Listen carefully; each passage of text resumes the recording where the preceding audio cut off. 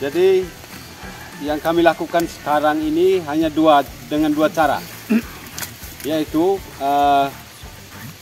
dengan melihat lumut atau lugut itu, lapisan jamurnya, kemudian dengan bunyi yang kita ketuk. Jadi sebelum kami melakukan coding, jadi kita biasanya lihat lapisan jamurnya. Jadi memang lapisan jamur, jadi menurut Pak siapa yang bilang bambu ini 3 tahun, ini salah. Bambu ini baru mau masuki tahun kedua. Itu menurut pengalaman yang kami lakukan di HBL, di YBL ini. Ini bambu ini baru 2 tahun, mau masuk 2 tahun.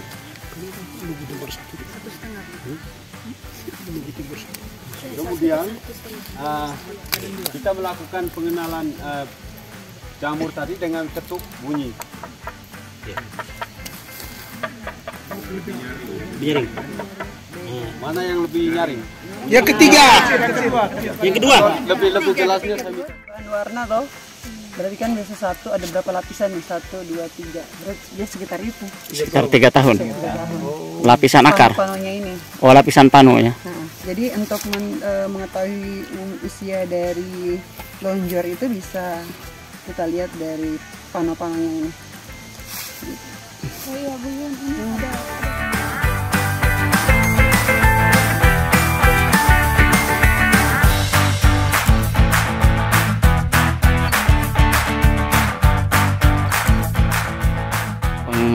Kodingan bambu yang akan ditebang sesuai dengan umur. Bambu ini berumur 3 tahun sehingga dikoding 23 itu untuk penebangan tahun 2023, bisa ditebang pada musim kemarau karena akses jalan supaya pengangkutannya mudah. Nah, ini NJ ini pemilik, ini siapa pemilik? Dan ini 02 ini adalah nomor rumpun kedua dari hamparan pemilik atas nama Pak NJ.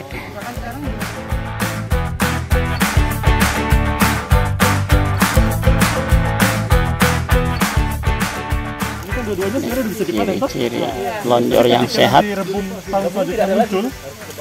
regenerasinya sambung menyambung, tidak terputus. Yang tengah ini induknya, kiri kanan anaknya, tidak ada cucunya. Dari teman-teman punya pendapat terus ditebang dulu. Tapi nimbunya ya jangan bayangkan ngambil tanah dari sini, kita cukup nyapu aja, seresahnya dimasukkan ke situ. Jangan sampai ngupas tanah permukaannya, itu nggak boleh. Kita ngomongin konservasi, jangan sampai memperbaiki yang satu tapi merusak yang lain, itu prinsip. Ya. Tentang penebangan tadi sudah betul, hanya saya ada koreksi sedikit. Tadi posisi kelompok saya ceritakan juga mengenai family ya. Apa tadi buyut keluarga Rimpang. Nah, kita juga harus ingat bahwa satu rumpun itu asal mulanya satu induk kan, satu bonggol apa itu tadi, bibit ya. Jadi semuanya satu. Secara genetik, secara keseluruhan itu tuh adalah satu keturunan. Walaupun dikatakan bahwa ini ada, walaupun kelihatan ada ini kakek, ayah, buyut, cucuk dulu ya kalau buyut. Itu hanya mempermudah bahwa kelihatannya itu di dalam rumpun yang besar itu terkotak-kotak. Tapi jangan lupa bahwa itu tuh induknya.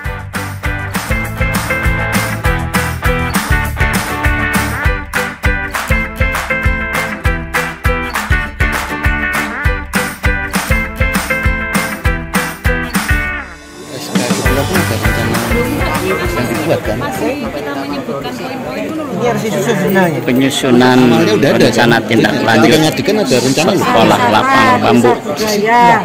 Setahu ada dokumennya. Itu hanya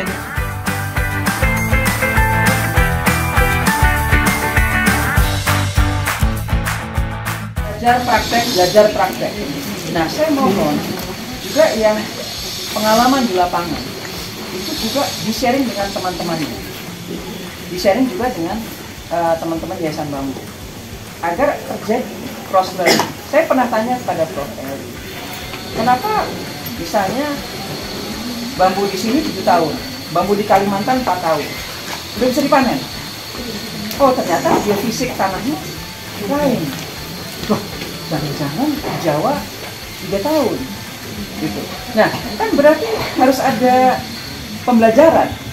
Kalau di Kalimantan Tengah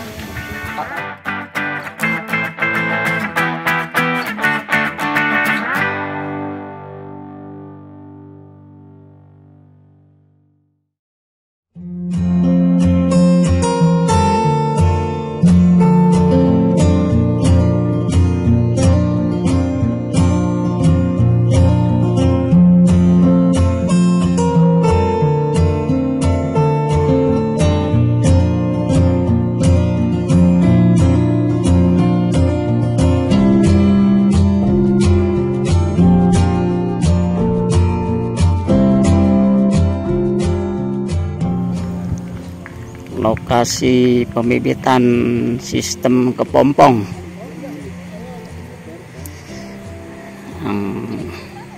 ada beberapa kelebihan.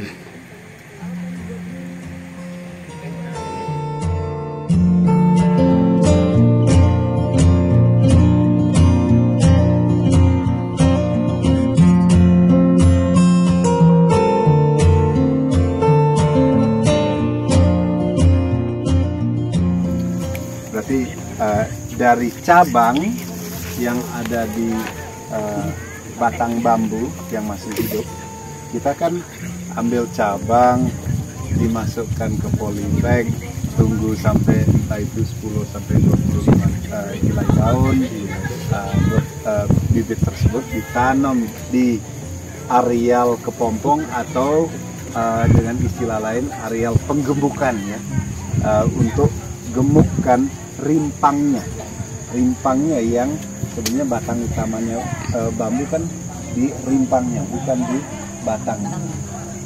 Kekebalan rimpang bambunya, batang utamanya bambu itu harus sesuai dengan iklim, konteks tanah, konteks hidrologi dan sebagainya. Ada juga konteks sosial dan ekonominya ya. Mungkin ada saingannya bambu yang dari segi ekonomi akan jadi apa ya, hambatan ya, atau akan mengancam ke kompetitor, saing ke sistem kita, sistem kehutanan, sistem wanatani.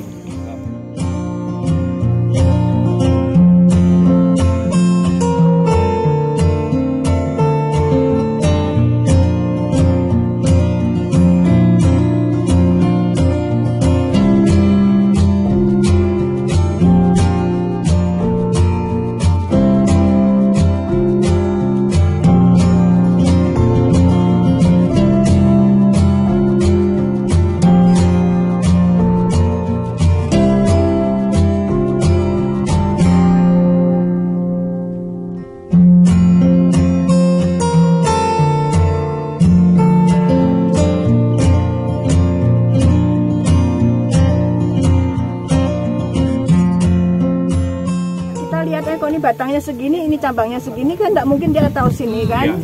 Jadi kita pakai ini aja logika. Memang saya tulis 50 cm kata Pak Jajang tadi 70 cm. Pakai logika saja lah. Yang begitu tidak usah terlalu harga mati ya. Ya, tidak kaku. Makanya SOP itu hanya dasar.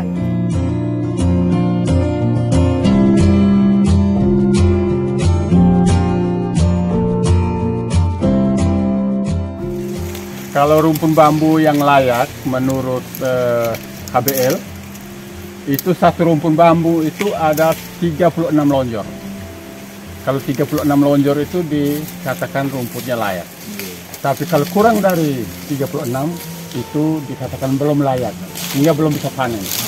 Walaupun ada yang sudah tua, sudah umurnya tapi belum bisa dipanen, kita harus